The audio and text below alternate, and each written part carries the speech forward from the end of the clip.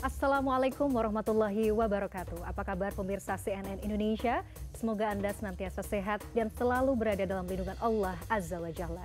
Alhamdulillahirabbil alamin. Senang sekali hari ini saya Miladia Rahma kembali hadir menjumpai Anda dalam program kesayangan kita, Gapai Kemuliaan. Seperti biasa, saya tidak sendiri. Sudah hadir bersama kita di studio ada Ustadz Hilman Fauzi. Assalamualaikum Ahilman, sehat? Waalaikumsalam warahmatullahi wabarakatuh. Alhamdulillah sehat walafiat. Semoga senantiasa sehat, jadi masih bisa terus berbagi ilmu pada kita. Amin, amin insya Allah. Ahilman, hari ini tema yang akan kita bahas terkait golongan mereka yang merugi. Siapa saja sih sebenarnya orang-orang yang merugi ini? Nanti kita akan bahas dan saya kembali mengingatkan bagi Anda pemirsa, bagi Anda yang memiliki pertanyaan, Anda bisa menyampaikan pertanyaan Anda melalui email yang tertera di layar kaca. Langsung Ahilman. Kalau kita bicara siapakah golongan yang merugi ini, Quran juga sudah membahas ya. Iya. Siapa saja Ahilman mereka yang merugi? Baik, bismillah, alhamdulillah, wassalatu wassalamu ala rasulillah, wa ala alihi wa sahbihi wa mawalah, la hawla wa la quwata illa billah, amma ba'an. Kalau kita bicara tentang siapa orang yang merugi, maka jawabannya orang yang tidak beruntung. Iya kan? Iya, betul. Iya. Di dalam Al-Quran, Allah sampaikan di surat Al-Asr. Kata Imam Syafi'i rahimahullah, jika manusia bisa memahami surat Al-Asr saja dalam Al-Quran, maka dia sudah bisa memahami arti dan makna kehidupan ini. Ya, Allah berfirman, A'udzubillahi minasyaitonirrajim wal 'asr. Demi masa, demi waktu. Di situ kenapa nulisnya asr bukan waktu? Iya. Kan waktu juga bahasa Arab kan? Iya. Tapi asr. Nah, asr itu punya makna yang lebih detail. Jadi kalau kita terjemahkan setiap hembusan nafas gitu. Jadi lebih kecil daripada menit, daripada detik. Tapi hembusan nafas itu. Jadi demi setiap masa kita berhembus dalam hidup ini, kira-kira begitulah ya. Innal insana lafi khusr. Sesungguhnya manusia itu berada dalam kerugian. Wah. Iya, betul. Jadi dengan waktu yang Allah berikan, kita ini punya potensi merugi. Merugi, sebenarnya iya. Kalau ayatnya ditutup sampai ayat ini saja. Udah, berarti merugi aja gitu ya. Kira-kira Mbak Mila mau minta dikasih waktu yang lama apa yang sebentar? Aduh, kalau rugi ya, pengennya yang lama ya, Hilman? Enggak dong. Kalau ternyata yang waktu dikasih itu bikin rugi, mendingan dikasih waktu yang lama atau sebentar? Iya, sebentar aja. Mending sebentar dong. Iya, karena pada akhirnya rugi rugi ya. Kan? Iya. Ya, ternyata dari waktu yang Allah berikan itu rugi. Kalau ayatnya sampai di sini saja, mendingan dikasih waktu yang sebentar saja. Mau lama mau sebentar soalnya rugi juga. Karena untuk apa jadi rugi? Betul. Tapi Maha Rahman Rahimnya Allah, Maha baiknya Allah. Kata Allah, ada kok yang tidak merugi. Siapa mereka? Ada 4. 1, illalladzina amanu, kecuali orang yang beriman. 2, wa amilus solihat, dan orang-orang yang beramal soleh. 3, watawasaw bil haqq, dan orang yang mau saling menasehati dalam kebenaran atau kebaikan. Watawasaw bis sabr, dan orang yang mau saling menasehati dalam kesabaran. Berarti sekarang kalau kita buat kalimat sebaliknya, siapa orang yang merugi? 1, orang yang tidak beriman. 2, orang yang tidak disibukkan dengan amal soleh. 3, orang yang tidak mau menasehati dan tidak mau dinasehati dengan kebenaran. Dan yang keempat, orang yang tidak mau menasehati dalam kesabaran. Maka 4. Maka ini kalau kita bedah nih panjangnya luar biasa. 1, orang yang tidak merugi adalah orang yang tidak beriman. Kenapa? Bukankah iman itu adalah kekuatan kita dalam menjalani hidup? Bukankah orang bisa taat kepada Allah karena ada imannya? Bukankah orang bisa lebih yakin menjalani hidup karena ada imannya? Bukankah orang akan lebih kuat menjalani setiap etape kehidupan ini karena ada iman? Makanya dalam Al-Quran di surat Ali Imran ayat 139, Allah memuji orang beriman. Apa kata Allah? A'udzubillahi minasyaitonirrajim, wala tahinu wala tahzanu wa antumul a'launa in kuntum mu'minin. Jangan putus asa, jangan bersedih. Kenapa? Karena kalian itu orang yang Allah angkat derajatnya in kuntum mu'minin, jika kalian orang beriman. Maka siapa orang beriman itu? Orang beriman itu adalah orang yang meyakini Allah dalam hatinya, orang yang berucap di lisannya tentang kemahabesaran Allah, dan orang yang membuktikan amalnya hanya untuk Allah. Al-i'tiqadu bil qalbi wa iqrarum bil lisani wal a'malu bil arkani. Iman. Maka nanti setelah dia punya iman, amal soleh. Makanya orang yang rugi adalah orang yang tidak mau beramal dalam hidupnya. Dia tidak punya bekal untuk dia kembali kepada Allah. Mau bawa apa? Mau bawa apa? Makanya dunia ini tempat menanam, ya, tempat menyiapkan bekal. Nanti panennya adalah saat kita kembali kepada Allah.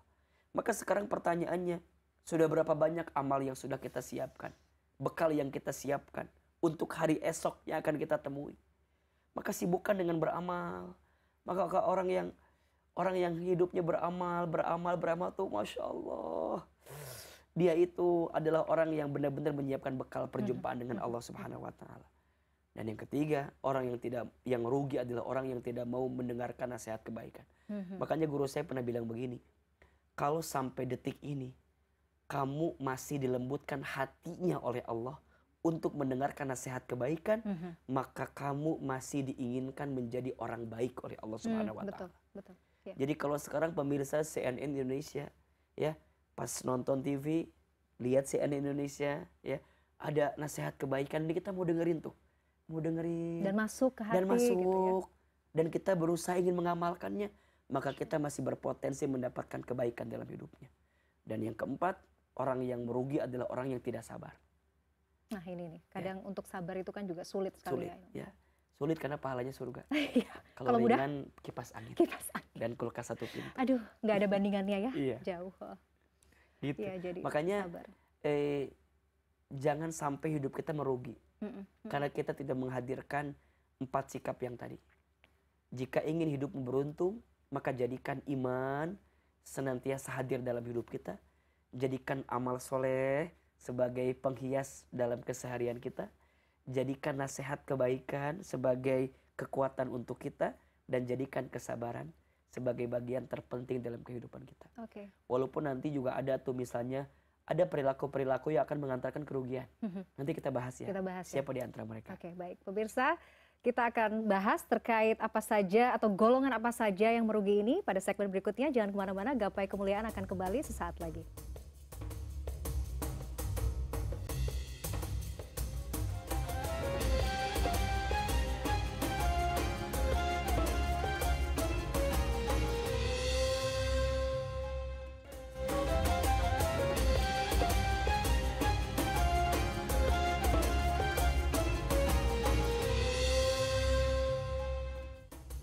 Terima kasih pemirsa, Anda masih menyaksikan Gapai Kemuliaan dalam episode Mereka Yang Merugi. Ahilman, kita lanjutkan. Tadi menarik, ada yang saya highlight gitu.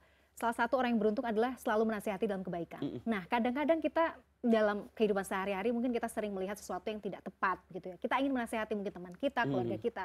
Tapi kadang-kadang kita merasa segan gitu. Aduh, nanti gue dibilangnya sok suci atau apa. Padahal kita sebenarnya ingin. Nah, harusnya kalau kita melihat misalnya ada kemungkaran atau sesuatu hal yang tidak baik, ingin menasehati tapi kita segan tuh harusnya gimana ya, Ahilman? Jika kita melihat satu kemungkaran yang nampak dalam pandangan kita, maka kita bisa lakukan dengan 3 hal. Yang pertama, jika engkau mampu benerin pakai tanganmu. Jadi kalau kita punya kekuasaan, punya kedudukan, maka kekuasaan itu kan bisa merubah kemungkaran itu. Betul. Makanya jadi pemimpin, jika kita diberikan kedudukan dan amanah itu, gunakan untuk menghadirkan kebaikan. Yang kedua, jika tidak bisa, pakai lisan. Maksudnya, ya udah nasihatin langsung, tapi tentu dengan komunikasi yang baik. Kalau tidak bisa juga, dengan hati. Maksudnya apa? Minimal di hatimu tidak membenarkan perbuatannya. Maka nanti dilihat, kan tidak semua orang punya keadaan yang sama. Iya, betul. Ya kan? Jika engkau melihat kemungkaran, rubahlah dengan tanganmu. Jika tak bisa, dengan lisanmu. Jika tak bisa, dengan hatimu. Minimal engkau mengingkari kemungkarannya. Dan engkau pun juga tidak setuju dengan kemungkaran yang dia lakukan. Dan memang ketika menasehati dan dinasehati ini kan butuh seni ya. Iya, betul. Butuh seni. Maka di dalam Al-Quran juga Allah memberikan guidance kepada kita. A'udzubillahi minasyaitonirrajim. ud'u ila sabili rabbika bil hikmah wal mau'izatil hasanah wajadilhum billati hi ahsan. Ya, ajaklah orang itu atau nasihatilah orang itu dengan apa? Hikmah. Ya, dan pelajaran baik. Dan jika dia berdebat, maka debatlah atau sikapilah dengan sikap yang terbaik. Jadi jangan sama aja gitu. Kalau ada orang yang menghina kita, ya jangan menghina balik gitu. Lantas bedanya apa antara kita dengan orang yang menghina kita? Jadi gak boleh balas ngotot ya, Hilman? Jangan balas ngotot. Sabar dengan hikmah. Ada seninya. Ada seninya. Dan balik lagi, memang kadang-kadang ada nasihat tanpa nasihat. Diamnya nasihat. Teladan yang kita hadirkan jadi nasihat. Makanya ad-da'watu bil hal, ya, dakwah dengan contoh itu, ya, afdol min da'watil qaul, daripada dakwah dengan kata-kata. Betul. Lebih tajam, ya, lebih kuat gitu. Makanya selain kita berkata-kata juga perlu mencontohkan. Karena kadang-kadang orang itu memang butuh contohnya. Sama kayak kita ke anak ya. Ada penelitian kalau hanya kata-kata pengaruhnya hanya 3% gitu. Tapi kalau sama contoh 92%. Teladan, betul. Dan anak itu kan duplikat terbaik kan beliau itu. Dia akan menduplikasi perilaku kita ya, orang tua. Baik. Ahilman, seperti biasa sudah ada pertanyaan yang masuk. Ke Gapai Kemuliaan, kita akan simak bersama. Assalamualaikum warahmatullahi wabarakatuh. Saya mau bertanya Pak Ustadz, dalam surat Al-Asr disebutkan bahwa salah satu orang yang merugi adalah orang yang tidak menasihati dalam kebaikan. Nah, ketika kita sudah berusaha untuk menasihati dalam kebaikan, namun direspon negatif, bagaimana cara kita atau sikap kita untuk menyikapinya hal tersebut ya Pak Ustadz? Terima kasih. Wassalamualaikum warahmatullahi wabarakatuh. Waalaikumsalam, Mbak Syifa. Masih berkaitan dengan pembahasan kita, Ahilman. Kalau kita menasihati orang, kita malah mendapatkan respon yang negatif. Harus gimana? Ngotot aja boleh nggak nih? Gitu. Marah balik boleh nggak ini? Gitu. Silakan. Pertama, yang harus kita pahami, saat kita mengajak kebaikan kepada orang lain, ingat ya, tujuannya bukan agar dia ikut maunya kita. Bukan. Tapi agar dia ikut maunya Allah Subhanahu wa Ta'ala. Maka jangan memberikan nasihat agar orang jadi suka sama kita. Tapi jadikanlah nasihat itu agar orang itu jadi mencintai Allah dan Rasulnya. Ini juga otokritik bagi saya, bagi kita para pendakwah gitu ya. Kadang kita menjadikan objek dakwah kita sebagai sasaran. Padahal menurut saya, mereka itu bukan sasaran dakwah. Mereka itu sarana dakwah. Sasarannya siapa? Kita. Ini Ahilman nih, lagi ceramah di Gapai Kemuliaan. Sasarannya siapa? Ya Ahilman. Jadi lagi nasihatin buat diri Ahilman sendiri sebenarnya. Audiens, pemirsa, beliau adalah sarana dakwah saya gitu. Dengan izin Allah, duduk, didengarkan, dilembutkan hatinya, kemudian menjadi kebaikan. Itu aja. Makanya saat kita nasihatin orang, jangan agar dia berubah gara-gara aku. Agar dia jadi baik gara-gara saya. Jangan, itu pasti sakit hati. Karena orang-orang pasti nggak akan, kadang-kadang nggak semua orang nerima dakwah kita kan. Dan saya sepakat dengan istilah bahwa kita tuh tidak bisa mengubah seseorang kan, Ahilman ya. Tidak, makanya dakwah itu artinya mengajak, menyampaikan, mempengaruhi. Ada 3 Mbak Mila. Mengajak, menyampaikan, mempengaruhi. Sedangkan merubah orang itu ya adalah ketentuan dari Allah Subhanahu wa Ta'ala. Innallaha la yughayyiru ma biqaumin hatta yughayyiru ma bi anfusihim. Sesungguhnya Allah tidak akan merubah keadaan satu kaum jika dia tidak mau berubah dirinya sendiri. Nah, kadang-kadang kita tuh suka nggak sabar, pengennya mengubah orang. Makanya kalimat selanjutnya apa? Watawasau bil haq, watawasau bis sabr. Untuk beriman setiap saat itu butuh sabar. Untuk beramal soleh setiap saat butuh sabar. Untuk dakwah butuh sabar. Maka sabar menjadi penyempurna dari setiap amal yang kita lakukan. Makanya kalau mau beruntung harus sabar. Karena orang yang sabar itu pasti rugi.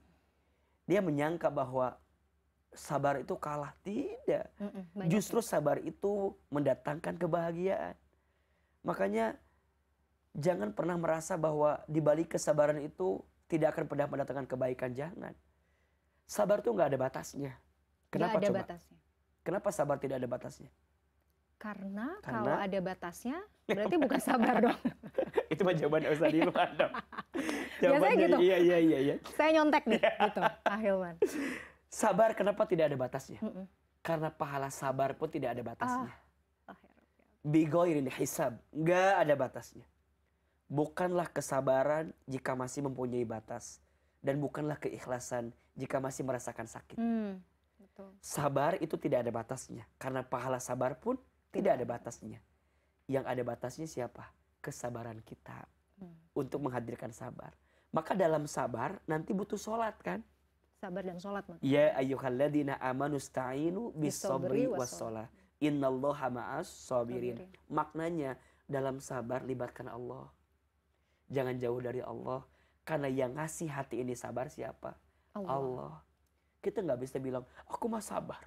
Aku mah sabar. Tapi masih aja ngegerudul gitu. Tapi kita tidak mendekatkan diri dengan Allah. Maka nggak ada kekuatan gitu. Maka tadi iman, amal soleh, dakwah, sabar. Jika ini kita lakukan, maka insya Allah akan ada kebaikan. Dan nanti sabar itu ada 3, Mamila.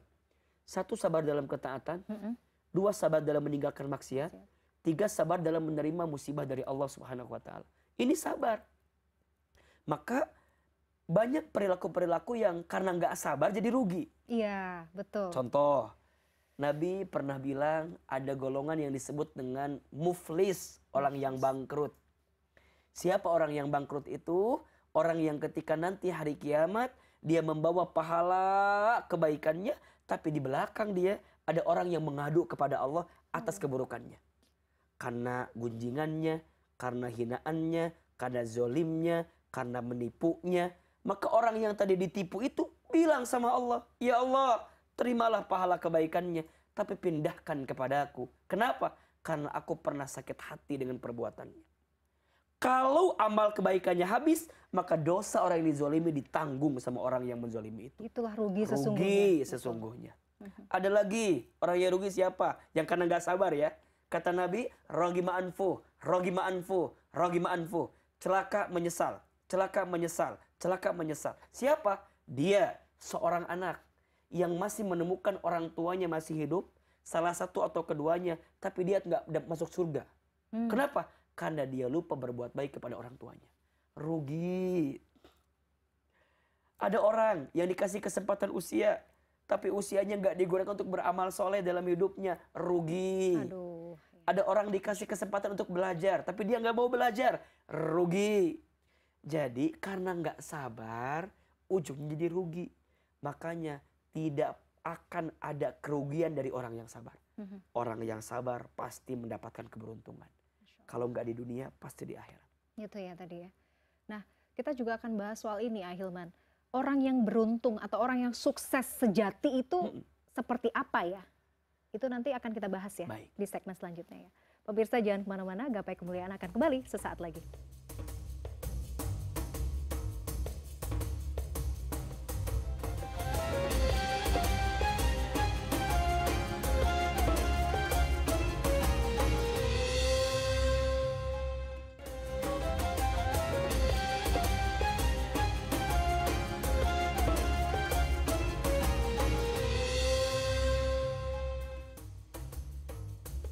Terima kasih pemirsa Anda masih menyaksikan Gapai Kemuliaan dalam episode Mereka yang Merugi. Ahilman, kalau tadi kita sudah bedah siapa saja mereka yang merugi, kan pasti ujung-ujungnya kita ingin menjadi orang yang beruntung. Gitu. Nah, orang yang beruntung dunia akhirat itu tadi ya. Jadi 4 poin tadi. 4 poin tadi.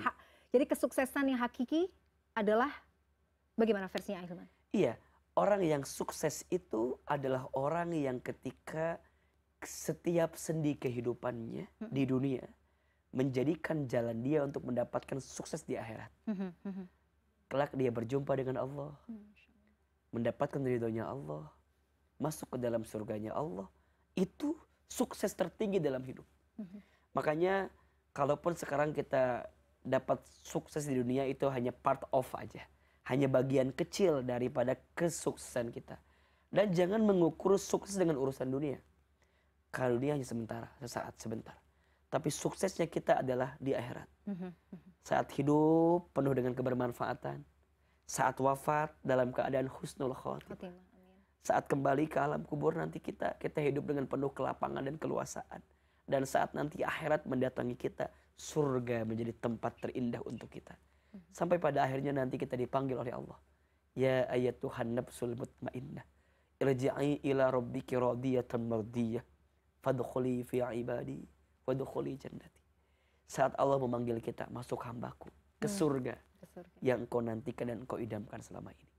Saya kira itu. Orang yang sukses hakiki adalah orang yang hidupnya diisi dengan penuh kebaikan, wafat dalam keadaan penuh kebaikan, dan saat kembali kepada Allah ditempatkan di tempat yang penuh kebaikan. Duh, itu cita-cita yang paling final ya. Amin. Amin ya Ahilman. Tapi itu tadi ya, untuk menuju ke sana perjuangannya kan luar biasa. Jadi salah satunya amal soleh itu kita nggak boleh kita harus terus berlomba-lomba ya. Betul. Fastabiqul khairat. Berlomba-lomba dalam kebaikan. Maka ada yang harus kita pahami ya. Jalan menuju surga itu kadang dihiasi dengan sesuatu yang berat gitu. Tapi jalan yang mengantarkan kepada api neraka itu dihiasi dengan sesuatu yang terkesan indah gitu. Maka fokuslah dengan tujuan kita. Walaupun berat, tapi jika kita tahu tujuannya adalah surga, maka kita akan mengusahakannya seberat apapun. Karena kita tahu tujuannya. Orang yang mengisi hari-harinya dengan penuh kebaikan, dengan penuh kebermanfaatan, maka insya Allah dia adalah manusia yang terbaik. Bukankah Nabi sampaikan, khairin nas anfa'uhum linnas. Khairun nas anfa'uhum linnas. Sebaik-baiknya manusia adalah orang yang paling bermanfaat bagi orang lain. Orang yang paling bahagia itu orang yang saat hidup atau dia lahir, dia menangis, sekelilingnya tertawa. Dan saat dia wafat, dianya tersenyum tertawa, sekelilingnya menangis. Kenapa? Karena orang mengetahui kebaikannya. Orang tuh berasa betul kebermanfaatan dalam hidup. Maka mulai hari ini jadi orang baik aja. Karena jadi kaya, jadi terkenal, jadi gak penting lah. Saat kita kembali ke Allah, jadi orang baik aja. Jadi orang baik aja. Itulah yang akan tapi menjadi dalam kebaikan. Sekali. Betul. Masya Allah. Ahilman, dalam konsep iman, itu kan supaya kita menjadi orang baik, itu kan iman kita juga harus terus ditempa kan. Tapi kan ada konsep iman yang naik turun tadi. Nah ketika turun, apa yang harus kita lakukan? Al-imanu yazidu bit-ta'ah wal-imanu yanqusu bil maksiat. Iman itu naik atau bertambah dengan ketaatan, dan iman itu turun dengan kemaksiatan. Berarti sekarang mohon maaf, kalau ada di antara kita yang imannya menurun, boleh jadi dua alasannya. Satu, karena maksiatnya terlalu banyak. Atau yang kedua, karena ketaatan sedang berkurang. Maka sekarang balik. Kalau kita mau memperbaiki iman kita, yuk mulai balik yuk. Ketaatannya ditingkatkan, maksiatnya dikurangi. Dengan sendirinya itu jadi rumus dan jawaban agar kita bisa mendapatkan iman yang maksimal tadi. Cek aja. Kalau kita ngerasa bahwa ayah kok iman aku tuh ngerasa agak kurang atau agak gimana gitu. Biasanya ada maksiat yang kita kerjakan dan berlebihan. Sebenarnya kita memiliki radar. Sinyalnya tuh sudah ada dan ya dalam hati. Dan kalau kita mau mengetahui ini dosa atau tidak mudah. Ada getaran di hati yang membuat gelisah. Betul. Makanya orang yang sudah berbuat dosa itu pasti gelisah. Gak ada orang yang berbuat dosa tenang. Pasti orang udah berbuat dosa tuh, kok kayaknya ada sesuatu yang salah ya? Nih ya. Nah, kalau udah ada radar itu, berarti Allah sedang hantarkan hidayah kepada kita. Masya Allah. Tinggal kita mau jemput. Maka segera kita jemput hidayah itu untuk memperbaiki diri kita. Orang baik bukan orang yang tidak punya salah. Tapi orang baik adalah orang yang segera memperbaiki kesalahannya untuk mendapatkan kebaikan di sisa waktu hidup yang Allah berikan kepadanya. Maka jangan putus asa dengan rahmat Allah. Dengan putus asa dengan kasih sayang Allah. Jangan putus asa dengan ampunan Allah. Selama kita bertaubat, minta ampun, dan memohon kepada Allah, maka Allah akan sertakan kita dengan kebaikan dalam hidup kita. Masya Allah. Jadi salah satu juga yang bisa meningkatkan, mengatrol iman itu dengan kajian misalnya, gitu menuntut ya, ilmu. menuntut ilmu. Berkumpul dengan orang-orang soleh. Iya. Karena kita itu sangat terpengaruh juga dengan teman di sekitar kita ya, Hilman ya. Makanya kita harus minta doa banyak, terus doakan. Kan yang melembutkan hati adalah Allah ya. Betul. Maka ada satu doa yang bisa kita dawamkan tuh.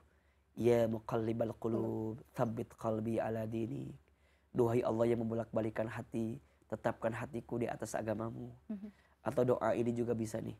Rabbana la tuzigh qulubana ba'da idh hadaitana wa hab lana min ladunka rahmah innaka antal wahhab.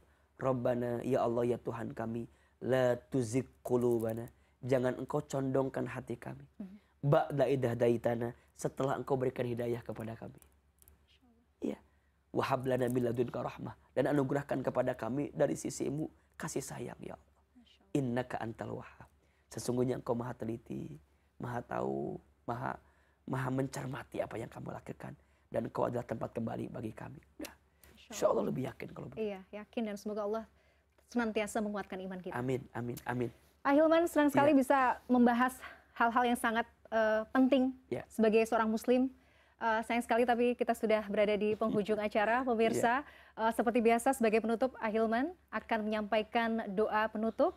Silakan Ahilman. Ya, pemirsa CNN Indonesia yang dicintai Allah, ketika kita berbisnis aja kita nggak mau rugi, apalagi kita hidup.